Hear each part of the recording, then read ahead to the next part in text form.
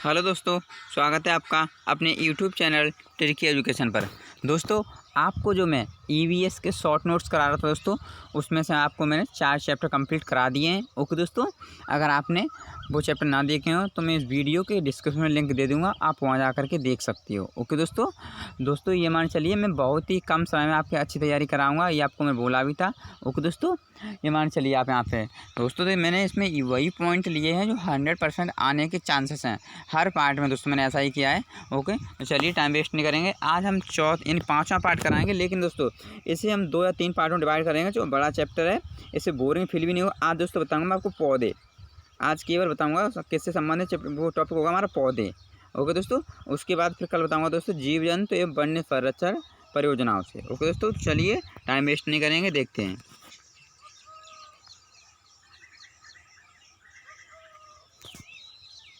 देखिए दोस्तों, पौधों की बाह्य संरचना के अध्ययन को क्या कहते हैं दोस्तों? आकार की। ओके दोस्तों, मॉर्फोलॉजी कहते हैं। क्या कहते हैं इंग्लिश में? मॉर्फोलॉजी कहते हैं दोस्तों। ओके, यानी हिंदी में कहते हैं आकार की। ओके दोस्तों, ये चीज़ ध्यान रखना है। पौधों की बाह्य संरचना के अध्ययन को क्या कहते हैं दोस्तों? आकार की कहते हैं या मॉर्फोलॉजी। चलिए आगे देखते हैं पौधों के प्रकार। ओके, टाइप्स ऑफ प्लांट, यानी कि पौधे हमारे कितने प्रकार के होते हैं दोस्तों? तो देखिए, पहला क्या है? आकार पर आधारित, और जीवन अवधि पर आधारित, और पोषण पर आधारित। ओके दोस्तों, इनके ये 3 पॉइंट्स होते हैं, यानी कि 3 टाइप्स। ओके दोस्तों, क्या क्या है हमारे? आकार पर आधारित, और दोस्तों यानी जीवन पर आधारित, यानी जीवन अवधि पर आधारित, और दोस्तों पोषण पर आधारित। तो चलिए पहले हम समझ लेते हैं ये अपना। ओके, यानी दोस्तों आकार पर आधारित प्रश्नों के बारे में दोस्तों, तो ध्यान रखना। शाक झाड़ी वृक्ष पहले होते हैं हमारे, जो आकार के आधार पर होते हैं, जो आकार बनता है वो हमारे पहले का शाक जानते ही हो, शाखा बोलते हैं, शाक। ओके, डाल बोलते हैं शाक वगैरह ये चीज़ों की। और झाड़ी और वृक्ष, तो शाख में क्या होता है? शाख वाले क्या होते हैं दोस्तों? ये शाख ये छोटे व मुलायम होते हैं दोस्तों, ये छोटे व मुलायम होते हैं, जैसे सरसों, धनिया, पालक, मेथी। ये कैसे हैं? ये शाक वृक्ष होते हैं। ओके दोस्तों, किस टाइप के होते हैं ये शाक। और दोस्तों फिर क्या है? झाड़ी। तो झाड़ी क्या मतलब दोस्तों है कि ये मध्यम श्रेणी के होते हैं दोस्तों। ये कैसे होते हैं? 1 मिनट दोस्तों। तो दोस्तों मैं आपको ये बता चुका हूँ, शाक वृक्ष ये होते हैं हमारे। ओके, जैसे सरसों, धनिया, पालक, मेथी, ये कैसे होते हैं? इस शाक टाइप के। ओके, और झाड़ी वाले कौन से होते हैं तो पौधे दोस्तों? ये मध्यम श्रेणी के होते हैं, जैसे गुड़हल, मेहंदी, अनार, गुलाब। ये कैसे होते हैं? झाड़ी टाइप के वृक्ष होते हैं। ओके दोस्तों, अब देखते हैं वृक्ष। तो वृक्ष क्या होते हैं? ये काष्ठ युक्त होते हैं, तो आम, बबूल, बरगद, देवदार आदि। ओके दोस्तों, चलिए अगला देखते हैं आप पॉइंट का। ये तो हमारे थे आकार पर आधारित। ओके, अब हम देखेंगे दोस्तों जीवन अवधि पर आधारित प्रश्न। तो जीवन मतलब 1 वर्षीय होते हैं, 2 वर्षीय होते हैं, बहुवर्षीय होते हैं। तो दोस्तों देखिए, देखते हैं कैसे। तो सूरजमुखी दोस्तों, ये क्या? सूरजमुखी, शलजम और पीपल। ओके दोस्तों, सूरजमुखी कैसा होता है? 1 वर्षीय, और शलजम 2 वर्षीय, और पीपल दोस्तों बहुवर्षीय पौधा होता है। 1 मिनट दोस्तों, तो हमारा क्या था इसमें? यानी कि देखिए, यानी कि 1 वर्षीय पौधा सूरजमुखी होता है, ये मैं आपको बता चुका हूँ, बता तो मैं 3 हो चुका हूँ। ओके, और 2 वर्षीय होता है शलजम। ओके दोस्तों, और बहुवर्षीय होता है पीपल।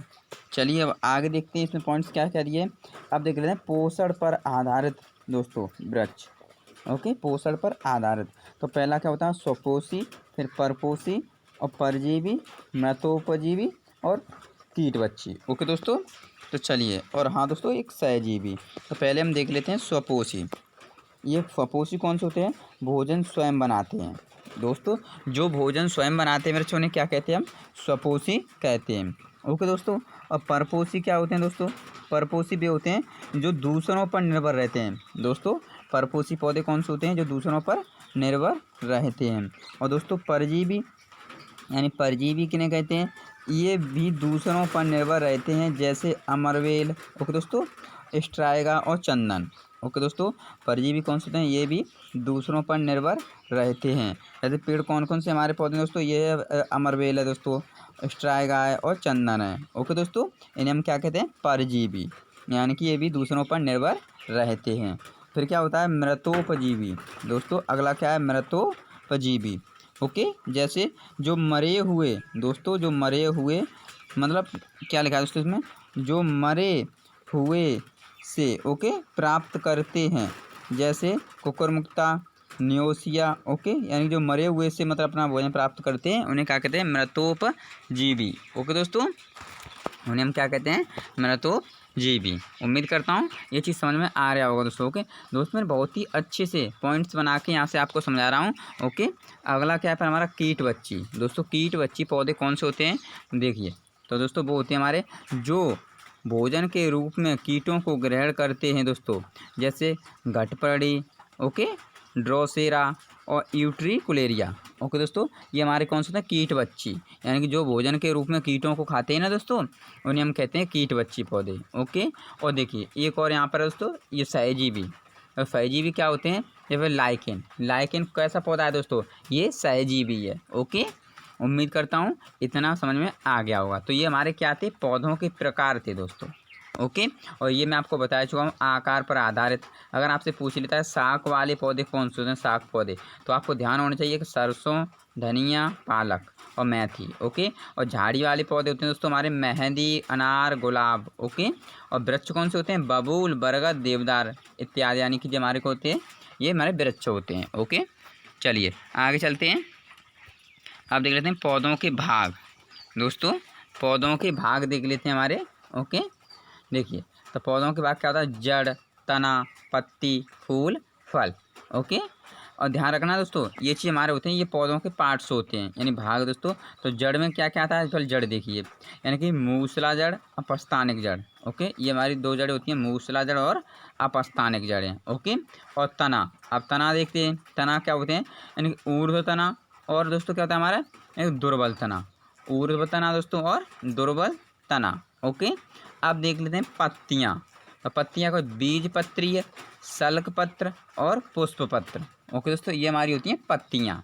ओके, और फिर क्या होता है हमारा फूल और फल। ओके दोस्तों, उम्मीद करता हूँ इतना भी समझ में आ गया होगा दोस्तों। आपको अगर समझ में ना आए तो दोस्त वीडियो को पॉज करके आप 2-3 बार रिवाइज कीजिए, समझ में आ जाएगा। ओके, ये हमारा जड़ से रिलेटेड था, यानी कि हमारी दो जड़ें होती हैं और तना, तो तना से ये संबंधित हमारा, तो क्या होता है, ऊर्ध्व तना होता है और दुर्बल तना होता है। और पत्तियों में एक बीज पत्री होता है, एक सल्क पत्र और एक पुष्प पत्र। ओके दोस्तों, अब हम देख लेते हैं पौधों के भाग। दोस्तों क्या देखते हैं, पौधों के भाग। तो क्या होता है, देखिए ये बताया था ना पौधों के भाग, तो ये तो हमारा में ये टोटल इसमें यानी कि सारी की सारी कंडीशन ये हमारी होती है, वो मैंने समझा दिया। अब हम एक एक करके देखते हैं कि क्या क्या चीज़ होती हैं, कैसे होते हैं। देखिए पौधों के बाद पहला क्या होता है, जड़। मैंने बताया था अभी, यहाँ देखिए जड़, तो पहला होता है जड़। जैसे जड़ बीज के अंकुरण के समय मूलांकुर से विकसित होती है। दोस्तों जड़ जो होता है बीज के अंकुरण के समय मूलांकुर, समझते हो, जैसे कि कोई बीज आपने बो दिया, वहाँ से जब उसमें जो फूटता है बीज यानी कि पौधा निकलता है, तो उसी से जड़ बनती है ना। ओके, तो वही चीज़ है। अब देख लें जड़ के प्रकार। एक मिनट दोस्तों, अब देख लेते हैं हम जड़ के प्रकार। ओके दोस्तों, देखिए तो यानी कि जड़ के प्रकार, पहला क्या था, मूसला जड़, जो मैं आपको यहाँ बताया था अभी मैंने, तो मूसला जड़। दोस्तों ये कैसे होती है, इसमें मूलांकुर विकसित होकर प्राथमिक जड़ बनाता है। ये जड़ केवल मतलब बीज पत्री पौधों में पाया जाता है। जैसे दोस्तों कैसे, द्विबीज पत्री कौन से पौधे होते हैं, यानी गाजर है, मूली है, सरसों है, आम, चना, मटर इत्यादि। ओके दोस्तों, इनमें क्या होती है, मूसला जड़ें। ओके दोस्तों, ये चीज़ आपको ध्यान रखना है। अब हम देख लेते हैं दोस्तों तना।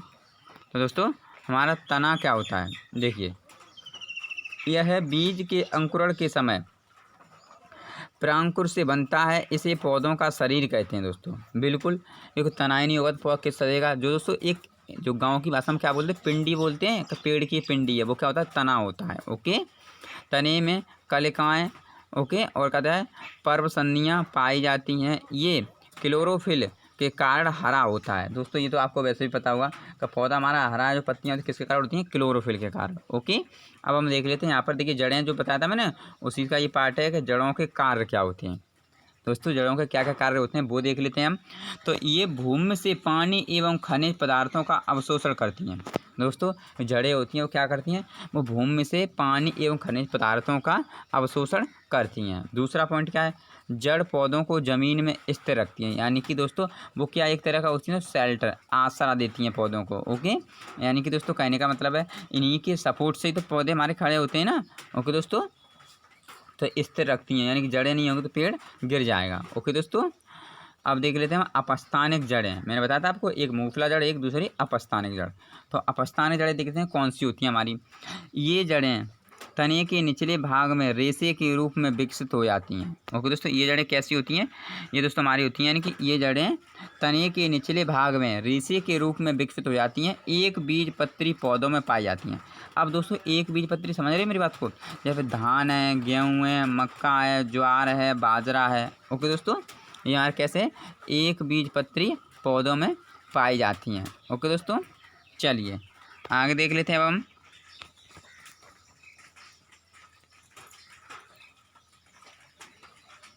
दोस्तों देखिए आगे, अब क्या तनों के प्रकार।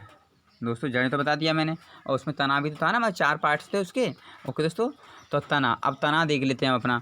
तो पहला इसमें क्या दोस्तों, देखो ऊर्ध्व तना मैंने बताया था आपको, और एक दुर्बल तना, ये मैंने पीछे बताया था दोस्तों पॉइंट्स में ऊपर सारी कंडीशंस।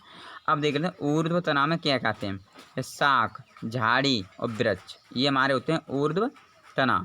अब वृक्ष में क्या चीज़ आती हैं, शाखाहीन, शंक्वाहार, ओके शंक्वाकार सॉरी, बहुशाखी। ओके दोस्तों, अब देख लेते हैं, अब जैसे कि क्या होता है, ताड़ है, पाइनस है, बरगद है, आम है, नारियल है, साइकस है। ओके दोस्तों, ये हमारे क्या होते हैं, वृक्ष होते हैं। ओके दोस्तों, अब देखते हैं अपना दुर्बल तना क्या होता है दोस्तों। दुर्बल तना ये देख लेते हैं। ओके, देखिए इसमें क्या होता है, विसर्पी, आरोही तना और मूल आरोही तना, ये होते हैं हमारे 3 तना होते हैं दुर्बल तना में। ओके, जैसे दोस्तों तो विसर्पी में क्या आता है, शकरकंद और दूब घास, ये होते हैं विसर्पी तना। ओके, और आरोही तना क्या होता है, सेम, सेम जानते हो, सेम का पेड़ देखा होगा। ओके, और मूल आरोही तना क्या होता है दोस्तों, ये होता है हमारा मनी प्लांट। दोस्तों मूल आरोही तना क्या होता है, मनी प्लांट, पान और अमरवेल। ओके दोस्तों, ये हमारे कैसे होते हैं, मूल आरोही तना। दोस्तों ध्यान रखिएगा, इंपॉर्टेंट है। ओके दोस्तों, ये माने चलिए जितने बता रहा हूँ मैं यहाँ पे तो पौधों संबंध, यहाँ से कोई भी क्वेश्चन आ जाएगा, आउट नहीं होगा। ओके दोस्तों, क्योंकि मैं सारी चीज़ें यहाँ पे ली हुई हैं। ओके, चलिए अब हम देख लेते हैं अपना पॉइंट अगला, तनों के कार्य क्या क्या होते हैं दोस्तों। तो इनमें क्या होता है, पत्ती द्वारा बनाए गए भोज्य पदार्थ का संवहन करता है। तना क्या करते हैं दोस्तों, पत्तियों द्वारा जो भोजन बनता है उनका संवहन करते हैं। ओके दोस्तों, अगला क्या है, जड़ द्वारा अवशोषित पदार्थों का संवहन करते हैं। ओके दोस्तों, तना क्या करते हैं, जड़ द्वारा भोजन दोस्तों प्राप्त होता है उसे क्या करते हैं, यानी अवशोषित पदार्थों को संवहन करते हैं। ओके दोस्तों, चलिए आगे देख लेते हैं दोस्तों, पत्तियाँ। तो पत्तियों संबंध हमारा एक क्वेश्चन है, देखिए पत्तियों को देखते हैं क्या कह रहा है, मतलब पत्तियाँ कैसी होती हैं और किस टाइप की देखते हैं। यह तने या शाखाओं की पर्व संधियों से निकलती हैं। यह भोज्य पदार्थ का प्रकाश संश्लेषण की क्रिया द्वारा निर्माण करती हैं। पत्तियों का हरा रंग क्लोरोफिल, दोस्तों इम्पोर्टेंट है, यहाँ पे ये ध्यान रखना है, के कारण होता है। क्लोरोफिल में मैग्नीशियम पाया जाता है। दोस्तों अगर पूछ लेगा यहाँ से कि पत्तियाँ किसके कारण हरी होती हैं, तो ये होती हैं क्लोरोफिल के कारण। ओके दोस्तों, चलिए अब आगे देख लेते हैं अपना पॉइंट, एक मिनट दोस्तों। पत्तियों के भाग, दोस्तों आगे पॉइंट क्या है हमारा, पत्तियों के भाग। तो पहला क्या है, पर्णाधार, जो भाग तने या शाखा से जुड़ा रहता है उसे क्या कहते हैं, पर्णाधार पत्तियां कहते हैं। ओके दोस्तों, और फिर क्या होता है हमारा अनुपर्ण, क्या होता है अनुपर्ण। तो इन्हें अनुपर्ण क्या होती हैं, कि जिन पर्णाधार पे छोटी छोटी आउट ग्रोथ्स लगी रहती हैं उन्हें हम कहते हैं अनुपर्ण पत्तियाँ। ओके, अब देख लेते हैं पर्णवृंत पत्तियाँ क्या होती हैं। तो यानी कि पत्ती का डंठल जो तने पे लगा रहता है उसे हम कहते हैं पर्णवृंत। ओके दोस्तों, और अब देख लेते हैं आगे पॉइंट क्या है हमारा, पत्र फलक, यानी कि पत्ती का चौड़ा व चपटा हरा भाग जो प्रकाश संश्लेषण तथा बाष्पोत्सर्जन की भूमिका निभाता है। ओके दोस्तों, उसे हम कहते हैं पत्र फलक, यानी कि पत्ती का चौड़ा जो चपटा गहरा हरा भाग होता है जो प्रकाश संश्लेषण द्वारा बाष्पोत्सर्जन की भूमिका निभाता है। ओके दोस्तों, देखिए जैसे पत्र फलक पर आधारित पत्तियाँ कौन सी हैं मैं बता देता हूँ आपको। देखिए जैसे आम, जामुन, पपीता, केला, नीम आदि पत्र फलक का कटाव मध्य सिरा तक नहीं जाता। ओके, और जैसे संयुक्त पत्ती क्या होती हैं, पीपल है, सेम है, बबूल है। ओके, ये हम कहते हैं इन्हें संयुक्त पत्ती। अगर पूछ लेता है तो ध्यान रखिएगा दोस्तों। ओके, चलिए आगे देख लेते हैं। अब हम हमारा अगला पॉइंट क्या है, फूल। तो फूल से संबंधित क्वेश्चन देखते हैं, यानी फूल के भाग। तो यानी कि इसमें 3 पॉइंट्स इंपॉर्टेंट है, बताया था हम आपको। देखिए, एक बाह्यदल पुंज, एक दल, एक पुमंग। यानी कि अब देख लेते हैं बाह्यदल पुंज क्या होता है दोस्तों। तो बाह्यदल पुंज किसे कहते हैं, यानी कि पुष्पीय पत्रों के प्रथम चक्र को कहते हैं। तो बाह्यदल पुंज यह पुष्प की कीटों से रक्षा करता है। बाह्यदल पुंज जो होता है दोस्तों, पुष्प की किससे रक्षा करता है, कीटों से। ओके, अब दल देख लेते हैं, दल क्या होता है। पुष्पीय पत्रों के दूसरे चक्र को कहते हैं। यह परागण हेतु कीटों को आकर्षित करता है दोस्तों। यानी कि पुष्पीय पत्रों के दूसरे चक्र को हम क्या कहते हैं, यह मतलब उन्हें हम दल कहते हैं। ओके, यह परागण हेतु कीटों को आकर्षित करता है। तीसरा पॉइंट है हमारा पुमंग। पुमंग क्या होता है, पुष्पीय पत्र के तीसरे चक्र को हम पुमंग कहते हैं। यह पुष्प का नर जनन अंग कहलाता है। नर जानते हो, नर या मादा समझ सुना ही होगा दोस्तों, यानी स्त्रीलिंग। ओके, यानी कि नर या मादा। तो यानी सॉरी दोस्तों, यानी कि मेरा कहने का मतलब पुल्लिंग, यानी कि नर बोलते हैं, ध्यान नहीं रहा दोस्तों, यानी कि नर बोलते हैं पुल्लिंग को। ओके, चलिए दोस्तों अब देखते हैं हम, यानी कि चौथा पॉइंट क्या कह रहा है हमारा इसका, यानी कि चौथा होता है जायांग। ये इसका है दोस्तों पॉइंट, यानी कि ये बताया था मैंने फूल, यानी कौन कौन, बाह्य दल पुंज और दल पुंज, यानी कि ये बताया था मैंने। इसका ये 3 पॉइंट हमारे ये थे। और चौथा आप देख लेते हैं हमारा क्या होता है दोस्तों, ये होता है जयांग। जयांग बोलते हैं, यानी कि पुष्पीय पत्र के चौथे व अंतिम केंद्रीय चक्र को कहते हैं हम जयांग। ओके, यह क्या करता है, यह पुष्प का मादा जनन अंग कहलाता है दोस्तों। पुष्प का मादा जनन, नर और मादा, ये तो जानते ही होगे दोस्तों। एक मिनट दोस्तों, क्या करता है दोस्तों, यानी कि ये हमारा पुष्प का मादा जनन अंग कहलाता है। अब आगे देख लेते हैं निषेचन। निषेचन क्या होता है, पहला पॉइंट कह रहा है हमारा बाह्यदल मुरझा कर गिर जाता है दोस्तों। निषेचन में क्या होता है, बाह्यदल जो होता है मुरझा कर गिर जाता है। दूसरे में दल मुरझा कर गिर जाता है। तीसरा अंडाशय फल में बदल जाता है। चौथा बीजांड, जो बीजांड होता है बीज में बदल जाता है। ओके दोस्तों आपको एक बार में समझ में नहीं आएंगे दोस्तों, मैं आपको फिर बता रहा हूँ, आपको वीडियो 1 या 2 बार रिपीट करके देखना पड़ेगा दोस्तों। ओके, तब अच्छे से समझ में आ जाएंगे। चलिए अगला पॉइंट देखते हैं अपना, क्या कह रहा है हमारा, पौधों में पाए जाने वाले खनिज। दोस्तों पौधों में क्या क्या खनिज पाए जाते हैं वो देखते हैं।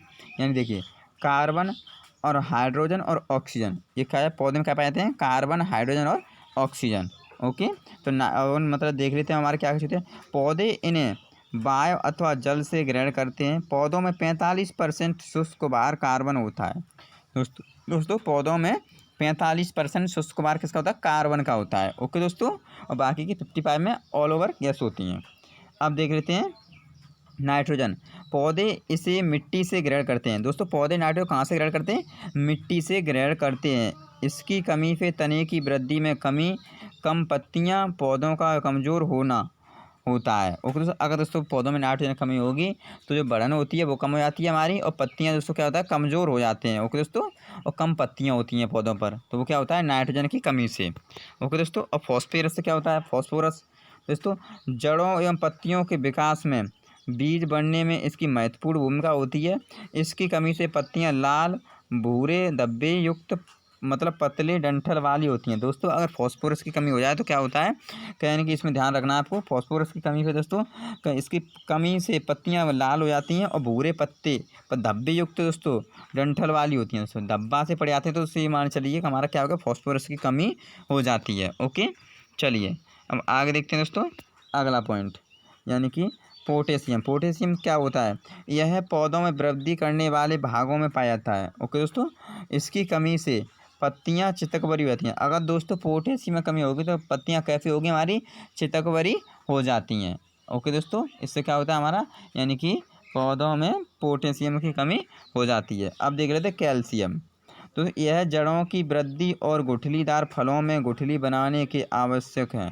दोस्तों याद रखना, कैल्शियम से क्या होता है, यह जड़ों की वृद्धि और गुठलीदार फलों में गुठली बनाने के लिए आवश्यक है। और मैग्नीशियम, तो यह क्लोरोफिल में उपस्थित होती है। दोस्तों मैग्नीशियम कहाँ होती है, ये होती है क्लोरोफिल में उपस्थित होती है। और मैग्नीज दोस्तों, इसकी कमी से पत्तियां पीली पड़ जाती हैं। अगर दोस्तों मैग्नीज की कमी होगी दोस्तों क्या होगा, पत्तियां पीली पड़ जाएंगी। ओके दोस्तों, और तांबा, इसकी कमी से पत्तियां मुरझा जाती हैं। अगर दोस्तों तांबा की कमी हो जाती है दोस्तों क्या होता है, उससे हमारी मतलब पत्ती। चलिए दोस्तों, तो ये चीज़ हो गया। अब आगे चलते हैं, अपना देख लेते हैं, ये पॉइंट्स इंपॉर्टेंट हैं, याद रखना। ओके दोस्तों, देखिए ये नोट पॉइंट में दोस्तों नोट करके लिखना आपको, ये मैंने यहाँ पर नोट पॉइंट लिखा हुआ है तो नोट, यानी जल में उगने वाले पौधे कौन से होते हैं? कमल और सिंगाड़ा। दोस्तों जल में उगने वाले पौधे कौन से? कमल और सिंगाड़ा। ओके दोस्तों।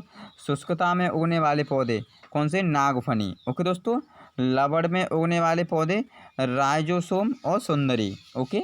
चट्टानों पर उगने वाले पौधे कौन से हैं? लाइकेन। ओके दोस्तों। अब देखिए प्रकाश संश्लेषण एक जैव रासायनिक क्रिया है जिसमें हरे पौधे सूर्य के प्रकाश व क्लोरोफिल की उपस्थिति में जल एवं कार्बन डाइऑक्साइड से क्रिया करके कार्बोहाइड्रेट का निर्माण करते हैं। प्रकाश संश्लेषण की क्रिया में पानी का ऑक्सीकरण व CO2 का अपचयन होता है।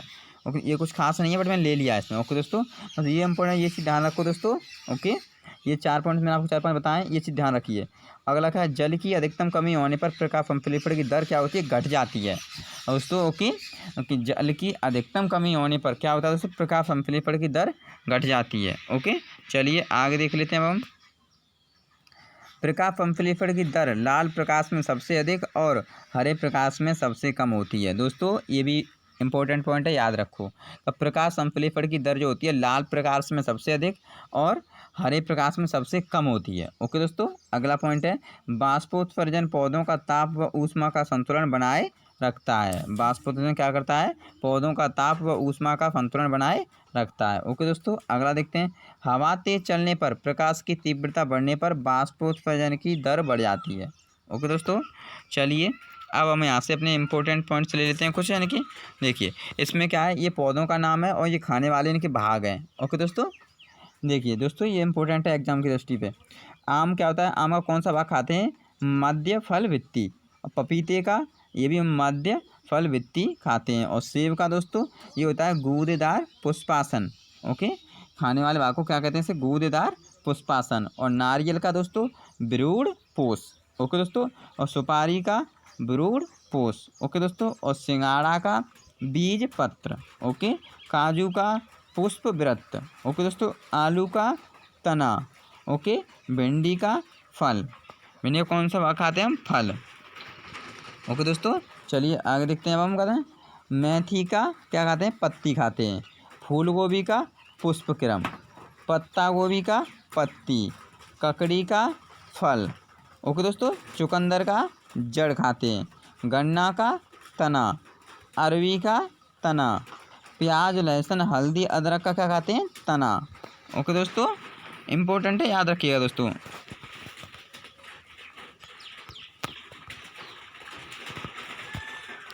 देखिए अब मूली फलियम का क्या खाते हैं? जड़ खाते हैं। ओके, अजवाइन का दोस्तों फल। जमाल घोंटा का बीज। कुनेन का छाल। सरसों का बीज। जीरा का दोस्तों बीज। मिर्च का फल। ओके दोस्तों, कौन सा भाग खाते हैं? मिर्च का फल। चलिए अब आगे देख लेते हैं दोस्तों।